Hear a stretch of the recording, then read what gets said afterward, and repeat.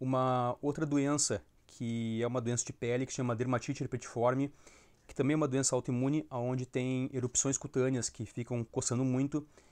Também tem estudos que mostram que se tu reduzir o consumo de glúten, tu melhora a sintomatologia da doença. Aliás, tem até trabalhos que fazem alusão a esse tipo de dermatite como uma manifestação dermatológica da doença celíaca.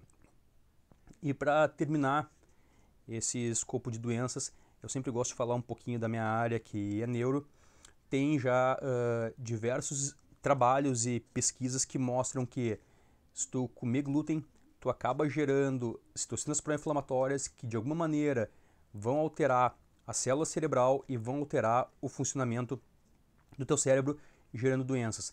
Não é o caso aqui, mas eu já falei em outros vídeos também, até porque não é uma doença autoimune, é a doença de Alzheimer, que tem associação que pode ter associação entre o consumo de glúten e as substâncias que o glúten produz com digamos assim, a deformação da célula que acaba sendo caracterizada como doença de Alzheimer. Então dá para perceber assim que quando tu come algum tipo de alimento ou algum tipo de substância que tem o potencial de estimular o sistema imunológico, tu gera diversas substâncias que atacam as mais variadas células do corpo e podem gerar vários tipos de doença, aonde a gente diz hoje em dia que são doenças autoimunes.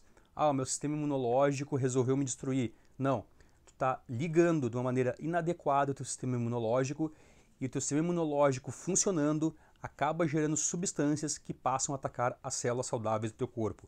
Se tu não ligar o sistema imunológico, provavelmente essas doenças não irão acontecer. Então, tudo que a gente puder ajudar, a gente deve ajudar e não dificultar. Eu queria aproveitar também essa parte para falar uma coisa um pouco mais específica que também interfere no sistema imunológico e então pode estar relacionado a doenças autoimunes. Eu já falei em outros vídeos e lives, inclusive, sobre a microbiota intestinal. Então, a microbiota intestinal, que tem lactobacilos, então vários tipos de bactérias, elas ajudam no controle da permeabilidade intestinal. Então, se a gente come alguma comida e dentro dessa comida tem alguma coisa que seja saudável e uma que seja porcaria, a função do intestino é fazer, digamos assim, essa peneira. Ele peneira as substâncias boas e deixa entrar e não deixa entrar no corpo as substâncias ruins. Como a gente é acostumado a comer muita porcaria, glúten, vários tipos de carboidrato refinado, a gente acaba alterando essa microbiota intestinal e essa, digamos assim, peneira do intestino, ela fica menos seletiva. Então, várias substâncias que não deveriam passar ou serem absorvidas pelo intestino passam a ser absorvidas e começam com isso a alterar o funcionamento do corpo, a alterar toda a cascata hormonal entre intestino e cérebro e pode também estimular e ativar o sistema imunológico, gerando reações imunológicas no corpo e as possíveis doenças autoimunes. Então, se a gente estimula, digamos assim, um maior cultivo dessa microbiota intestinal saudável, a gente acaba melhorando a permeabilidade do intestino e com isso a gente preserva, ou digamos assim, não ligamos o sistema autoimune, diminuindo a chance de desenvolver doenças autoimunes. Eu já falei em outros vídeos também, já falei inclusive aqui, como é que a gente faz para poder melhorar essa microbiota saudável do intestino. Uma dica bem simples e fácil é tomar algum tipo de probiótico. Isso aí existe em comprimido, existem vários tipos. Os mais comuns e que a gente consegue mais fácil são os de leite fermentado, que são aqueles leitinhos fermentados que a gente compra no supermercado. São um que eu já falei aqui também, falei em vídeo, é o kefir, que estão usando bastante. Inclusive o kefir também tem de água.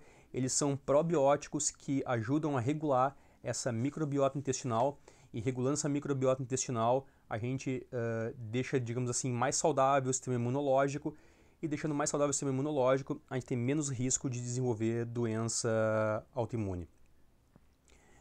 Para concluir, então se a gente comer substâncias que são, digamos assim, indigeríveis ou que têm o potencial de gerar reações inflamatórias. Um exemplo, o glúten.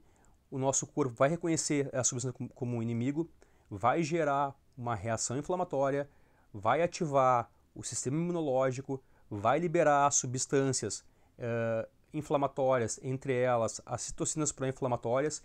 Essas substâncias elas podem atacar células do corpo saudáveis e podem gerar uma coisa que a gente chama de doença autoimune. Então, como é que eu posso fazer para poder, digamos assim, diminuir a chance de acontecer comigo ou melhorar os sintomas caso eu já tenha esse tipo de doença? Comer alimentos que tenham praticamente nada, se possível zero glúten. Entre eles estão todos os derivados de trigo, panificado, bolacha, biscoito.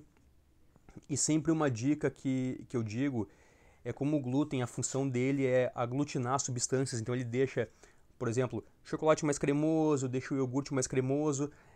A indústria alimentícia, eles botam em larga escala o glúten em tudo para poder deixar a substância mais palatável e melhor apresentada. Então se acostuma a ler o rótulo, e geralmente tirando panificado, que eu vou conversar depois em outros vídeos, é uma coisa que a gente não deve ficar comendo, mas qualquer outro tipo de alimento a gente consegue a opção com e sem glúten. Procura comer o sem glúten, que mesmo que ele seja um pouco menos palatável, ele é muito mais saudável para a tua saúde. E a outra dica que eu gostaria de dizer é estimular mais a microbiota intestinal. Porque estimulando a microbiota intestinal, tu vai melhorar, digamos assim, a peneira intestinal e com isso tu vai acionar, vai ter um melhor convívio com o teu sistema imunológico e com isso vai diminuir também a tua chance de ter doença autoimune. Quem quiser fazer pergunta pode fazer aqui que eu vou ver. Aqui tem uma pergunta.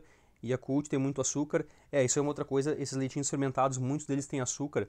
Então a dica é comprar sem açúcar. Ou usa o kefir, que também é uma opção, e tu não precisa botar açúcar no kefir. Só que também eu acho que tem Yakult também que não tem açúcar. Se alguém quiser, é uma opção legal. Então evitar também o açúcar, porque o açúcar, eu até publiquei um vídeo a respeito do açúcar esses tempos, que ele não só avacalha de vez com o teu corpo inteiro, ele avacalha muito com o teu cérebro, inclusive mudando a configuração e as conexões cerebrais. Se alguém quiser fazer mais alguma pergunta, eu fico à disposição. Lembrando que eu citei, para quem tiver interesse, alguns trabalhos agora aqui, tá? E como é difícil eu ficar mostrando aqui, levantando a folha, até porque fica meio envesado, eu vou depois fazer um vídeo que deve ser mais, digamos assim, mas ser um pouco mais profissional. E daí eu boto direitinho as referências para quem quiser ou tem interesse em pesquisar ou olhar mais a fundo, e até de repente, quando tu bota na internet uma referência, tu pega um link com outro estudo, tu consegue ver melhor de onde eu tiro e por que eu estou falando isso tudo. Então, pessoal, a dica de hoje é comer menos glúten, se possível, quase nada de glúten, porque isso aí é provado já através de estudos que tu comendo mais glúten, tu acaba de alguma maneira tendo uma maior predisposição a ter doenças autoimunes, e até porque se tu toma medidas médicas onde uma pessoa já tem instaurada uma doença autoimune e ela para de ingerir glúten, geralmente a grande maioria das doenças tem uma melhora clínica considerável quando tu suspende o consumo de glúten. Então é isso aí por hoje, pessoal. Um abraço para todos e boa noite, até a próxima.